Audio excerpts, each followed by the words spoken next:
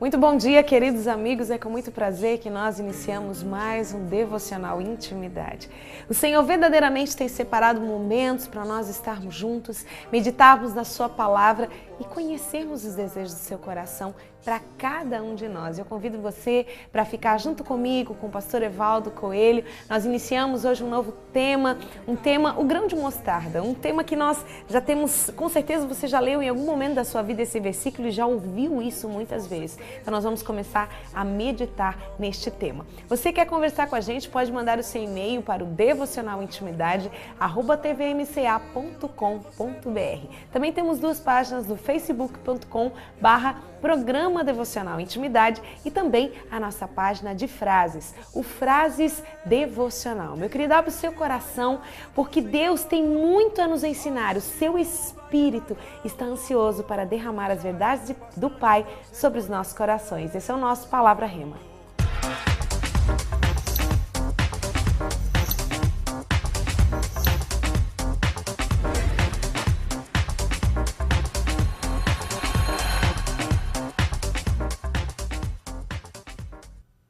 Seja bem-vindo ao nosso Palavra Rema desta quarta-feira. Meu querido pastor Evaldo Coelho, que bom estar com o senhor novamente.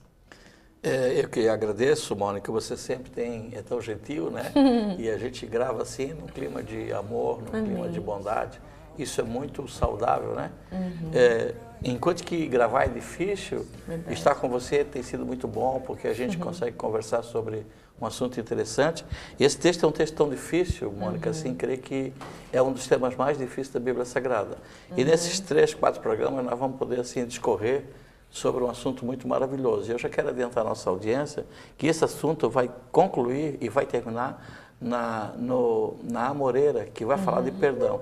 Nós vamos iniciar um estudo que está falando sobre fé, mas vai terminar em perdão, em raiz da amargura. Então, eu quero convidar você para ficar ligadinho, né, Mônica? Porque com certeza Deus vai falar aos nossos corações, com certeza. Amém. É importante, né, que as pessoas consigam acompanhar todas as quartas-feiras, porque os temas que nós estudamos aqui, eles são subsequentes. Se de repente você perder, né? Mas se de repente você não conseguiu assistir na quarta-feira, você pode procurar lá na página da TVMCA, né? www.tvmca.com.br. Ali na aba vídeos você encontra todos os nossos vídeos, as nossas palavras, e você pode dar continuidade a esse estudo. Então o tema que nós vamos iniciar hoje é o grão de mostarda. Vamos estudar acerca da fé, acerca daquilo que Deus tem a nos ensinar. E eu tenho algo para te dizer, meu querido, assim como o pastor acabou de falar aqui agora, é um assunto muito amplo e que vai nos levar aonde? Ao tratamento do nosso caráter, porque no final de tudo que Deus quer, né, pastor, é nos tornar mais parecidos com Ele. Entender o conceito real de fé, porque hoje a gente tem visto nos nossos dias, existe fé para todos os gostos, existe fé de todas as formas, mas qual é o conceito genuíno? Qual é o conceito bíblico, segundo o coração de Deus, da palavra fé? Porque nosso tema, então acho que eu vou ler o versículo primeiro, seria, né, pastor? bom. Então o nosso versículo bíblico está lá em Mateus, capítulo 17, versículo 20. E nós vamos ler então esse versículo. E ele nos diz assim, ó. E ele respondeu: por causa da pequenez da vossa fé, pois com toda certeza vos afirmo que se tiverdes fé do tamanho de um grão de mostarda, direis a este monte, passa daqui para acolá, e ele passará, e nada vos será impossível. É importante até a gente falar que o contexto desse versículo bíblico é da cura do menino possesso, né? Ele sofria de ataques, então, e os discípulos não conseguiram expulsar aquele demônio. Então, Jesus, ao mesmo tempo que os advertiu, ele lhes ensinou algo muito especial acerca da fé. E o Senhor tem muito mais propriedade do que eu para falar acerca disso. Irmã Mônica, querido telespectador, esse assunto já é para várias indagações. Talvez no primeiro bloco a gente vai ficar sobre o texto e o contexto. Porque quando for falar do grão de mostarda e da fé que remove montanha, o assunto vai ampliar grandemente. Mas nós não poderíamos falar de um assunto sem entender o que o antecede.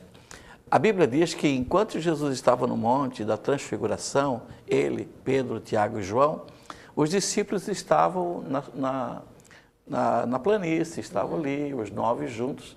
E de repente a igreja recebe uma visita, um pai com um menino epilético, né, ou lunático, que ele se lançava na água e no fogo. Essa criança, ela tinha desde do seu nascimento um espírito que o possuía.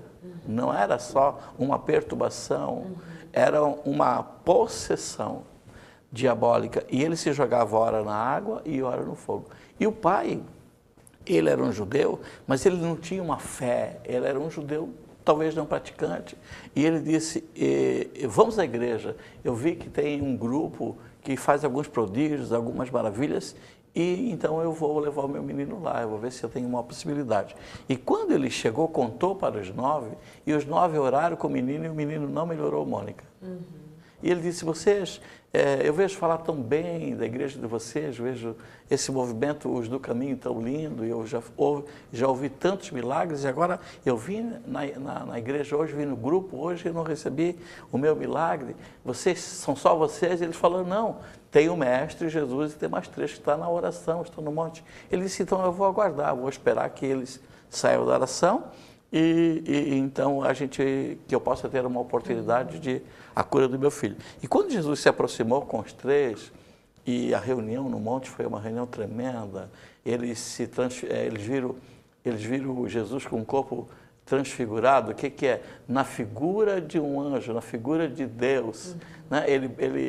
O corpo dele passou da figura humana para uma figura celestial. Isso, assim, encheu os olhos dos discípulos, e eles falaram, isso é bom demais, devíamos fazer uma cabana, não devíamos mais sair dessa fase. Esse culto, tem alguns cultos que têm acontecido na igreja, irmã Mônica, querido telespectador, que você não queria que acabasse, porque foi bom demais, porque a nossa carne, ela teria desejo de estar num lugar assim, e assim estavam os 3 discípulos mais Jesus. E quando ele desce, o homem estava ansioso. E quando ele viu Jesus se aproximar, ele disse, Senhor, se tu podes. Ele disse, se tu creres.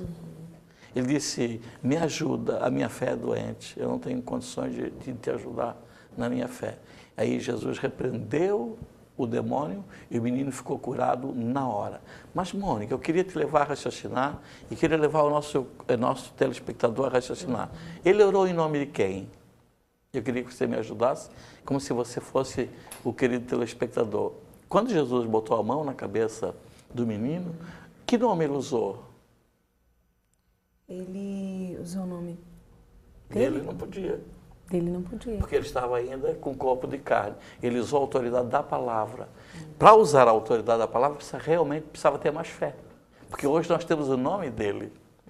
Mas antes teria que ter só a autoridade da palavra. Eu digo só não de maneira desprezível, mas o cristão, o crente, o judeu tinha que ter muito mais força, porque ele teria que usar então a autoridade.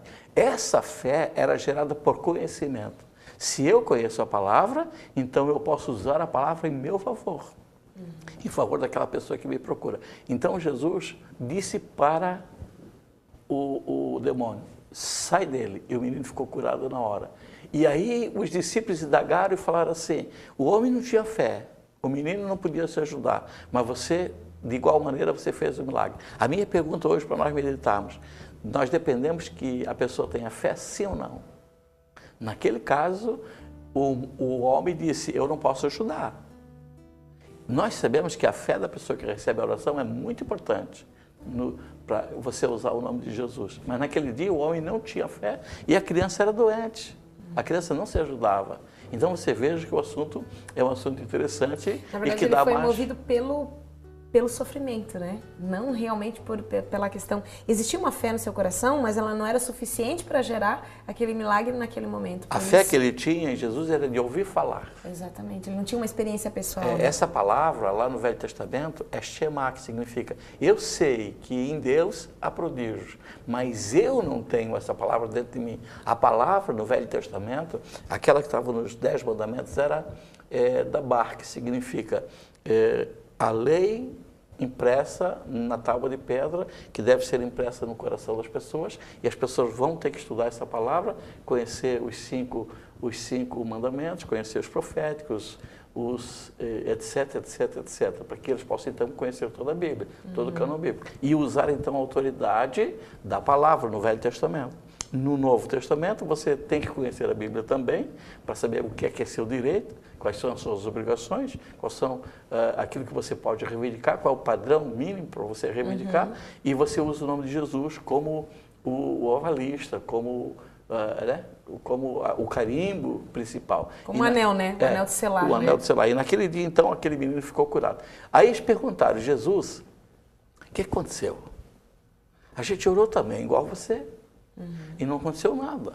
Aí ele disse, é por causa da vossa pequena fé. E essa palavra, querido telespectador, irmã Mônica, é apistia, que significa fé doente, incredulidade, seria o contrário da fé.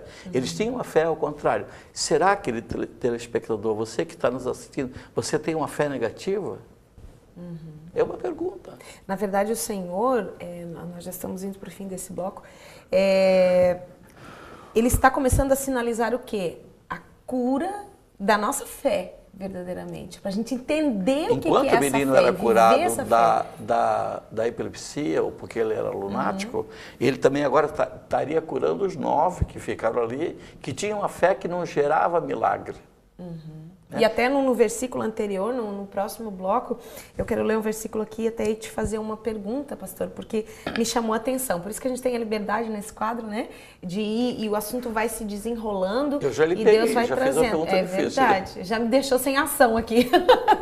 É desse jeito mesmo, assim que a gente vai aprendendo. Então não saia daí, 30 segundinhos e a gente já volta.